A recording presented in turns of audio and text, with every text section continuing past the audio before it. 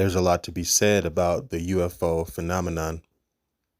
Now, if you go deep enough, you'll connect the dots and be able to see that it connects to the afterlife and to between lives. Now, I don't believe that we don't have a choice. I believe the soul is powerful and can make the decision to do whatever it wants. I mention that because it's mentioned in the video you're about to watch that we don't have a choice from what the guy says on reincarnating, so forth, but I don't believe that. People encounter a lot of different things during these experiences, like mantis beings, greys, reptilians, other types of ETs. I don't believe these beings are super powerful and all that. I believe if you engaged in a combat fight with them, that you could beat them. You can overcome these beings, especially as your true essence, as a soul being in your soul form. But anyways, enjoy the video. So, okay, from my 20 years of research, it seems like we are in some kind of simulated reality. And I believe the majority of these UFOs and beings, the Greys, and all that are interdimensional, also interplanetary beings. These beings seem to be part of what we call the afterlife, or the between, the astral realm. They handle souls and they seem to be assisting some souls even in the physical. Looking at pre-birth experiences, it seems like most souls, if not all, are seduced or forced or manipulated to go here, and reincarnation is real, or at least we are led to believe by the beings. The soul often feels anxiety and fear, even on the other side, just knowing it's going back to this place. It's very possible that we are in some kind of trap, soul trap, reincarnation trap, if you like. That could be the main reason why it's so much deception and resistance when it comes to the UFO phenomenon. If you go deep into pre-birth experiences, and I'm not talking about the ones where they only remember choosing the parents, but it's often a place where other beings are around you and they are in full control of your plan to go here, and you can't really say no. Maybe you have some options here and there, but it's pretty much pre-planned for you. Many souls have tried to say no, but to no prevail. You don't really have a saying in this. Sometimes you are in a place called the viewing room, where you see the Earth through some window or something, or from a higher viewing point. Very often from a higher viewing point you see the Earth. If we are forced back from NDEs, it says something about our free will as souls. It's not so far-fetched that if you are forced back here from NDEs, even if you beg to stay, that we might also be forced to reincarnate here, even if we beg not to go. Of course, I hope it's a loving school. I did for many years. But we have many planets in this universe, and it seems a bit strange that we have to reincarnate on this pinprick of a planet again and again to learn and grow.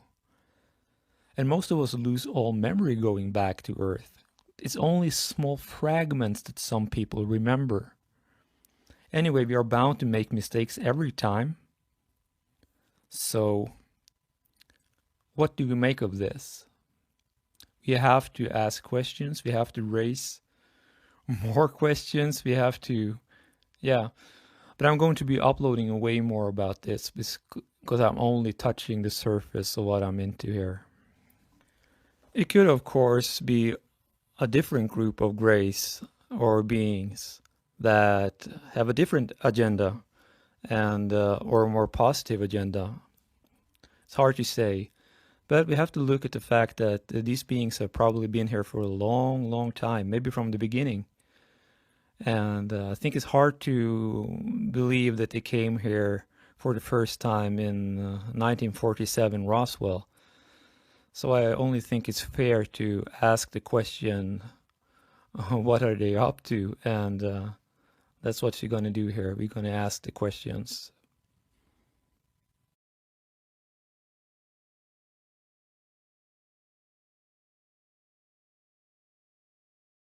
as a young teenager, she was inside of some kind of a craft or a round room. And what happens, in very summarized for the radio broadcast tonight, is that a praying mantis-looking creature, 8 foot tall, which does come up in lots of abductions, even if you don't hear about it much, appears, and at first she was terrified, and the tall praying mantis put into her mind a sense of deep sadness about her and all humans, and it was accompanied by a sense that this praying mantis was so ancient that it could be as old as our solar system, as incomprehensible as that is, and that these praying mantis are made, programmed to monitor the evolution of life in entire solar systems. We're getting into the world of Michio Kaku's theorizing about very advanced civilizations having this ability. Yes.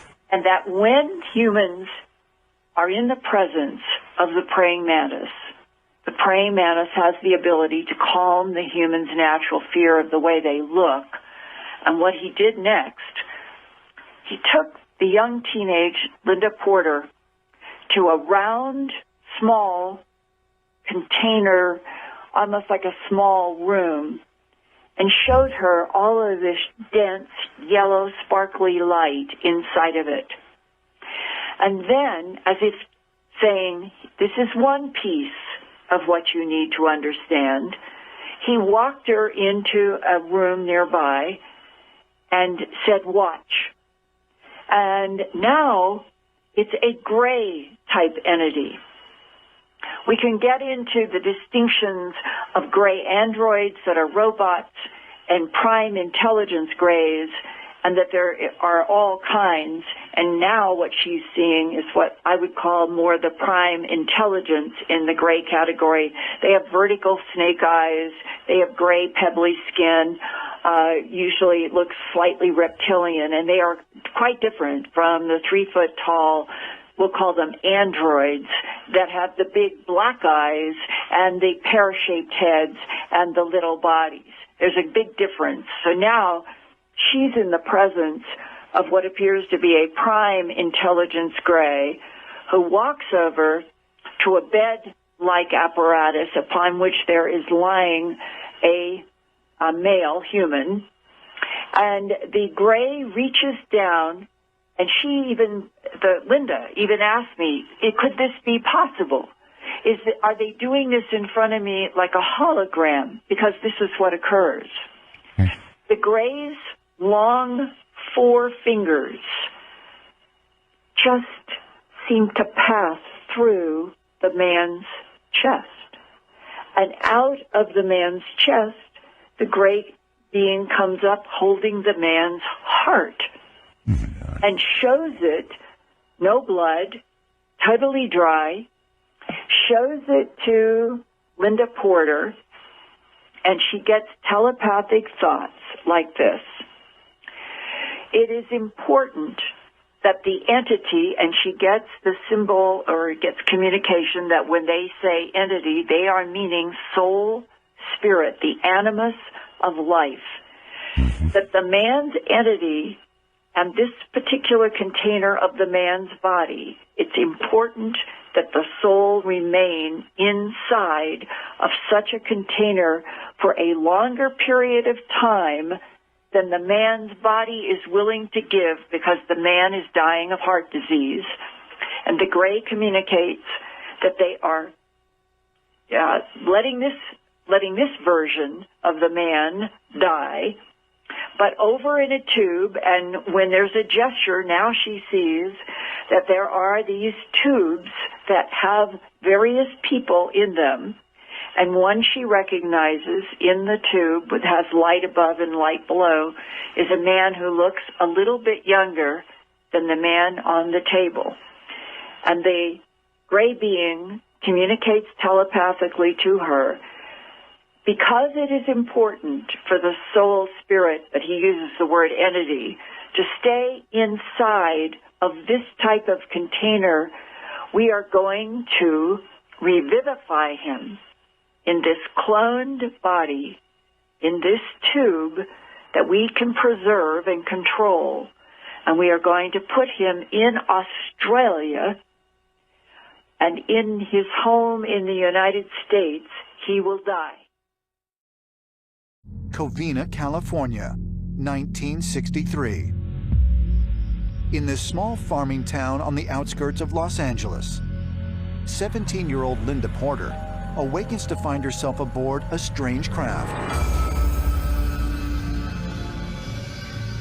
From what she is able to recall later under hypnosis, a small creature that appeared to be a gray alien led her towards a light-filled room where she encountered another type of being, one much taller and with the features of a praying mantis.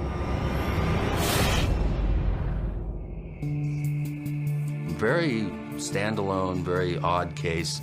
The fact that this occurred in 1963 is very intriguing because it's before the abduction phenomenon became popularized. There have been depictions throughout various abduction scenarios that include the gray aliens and this larger, tall insectoid being. Very praying mantis-like. Linda Porter claims that throughout her teens and 20s, she experienced numerous other encounters with these alien beings.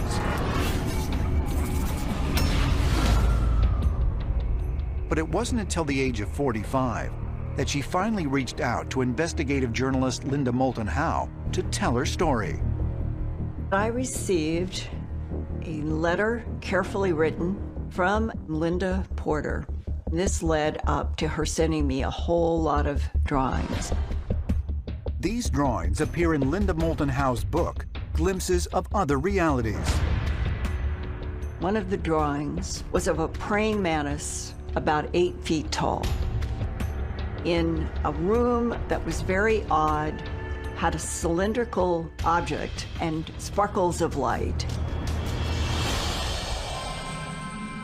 There have been quite a number of different types of aliens seen, allegedly, by contactees.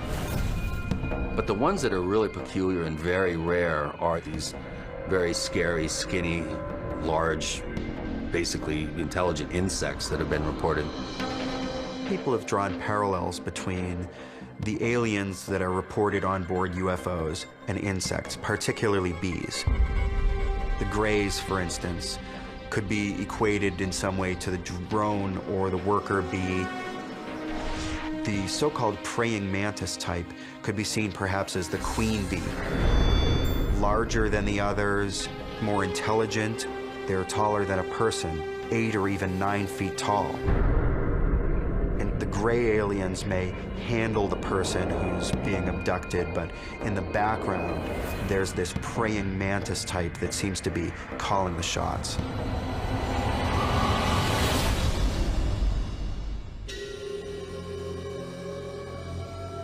According to Porter, she is part of a larger experiment, one in which these aliens appear concerned with her soul. She said, whatever we humans are, we have an animus, a soul, that is mysterious to them. And they are trying to find out, where does the soul spirit go at the moment of death? And that the non-humans were studying the recycling of the souls in and out of containers.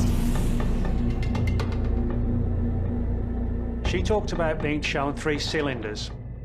Contained in each cylinder was a human being in kind of like a state of suspended animation.